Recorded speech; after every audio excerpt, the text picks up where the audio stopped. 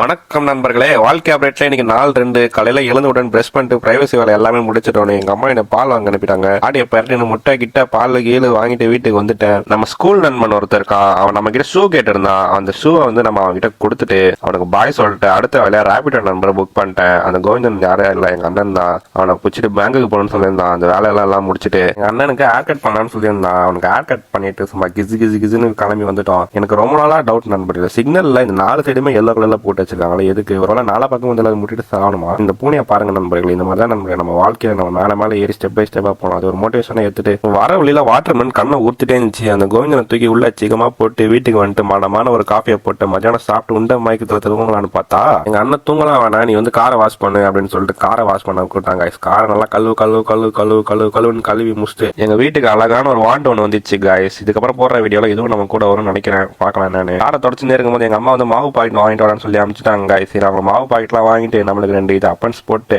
அப்படியே காட்டையை பற்றிட்டு வீட்டுக்கு வரும்போது 5ஆம் வாயில குச்சி வச்சிருப்பாரு. நம்ம இந்த சாக்லேட் வச்சிருக்கோம் காய்ஸ். திருப்பி வீட்டுக்கு வந்துட்டு ஒரு மண்டமான ஒரு காஃபியை போட்டு ஜிம்மு கிளம்பி வந்துட்டாங்க காய்ஸ். இன்னைக்கு என்ன கிளாஸ்னு பாத்தீங்கன்னா லாட்டு பை தான். இன்னைக்கு நம்மளுக்கு லாட்டு பைலாம் இன்னைக்கு போட்டு முடிச்சுட்டு சும்மா கதற மானா வரையா போட்டாங்க காய்ஸ். கட்டா பறக்க எல்லாம் தெரிக்க அள்ளப்படுறோம் அப்படியே ஒரு மோட்டிவேஷன் கொடுத்துட்டு வீட்டுக்கு வந்துட்டு எடிட்டிங் ஒர்க் எல்லாம் முடிச்சு சாப்பிட்டு தூங்கினேன் காய்ஸ். நாளைக்கு பார்க்கலாம் காய்ஸ். எல்லாரும் கிசுன்னு இருங்க காய்ஸ்.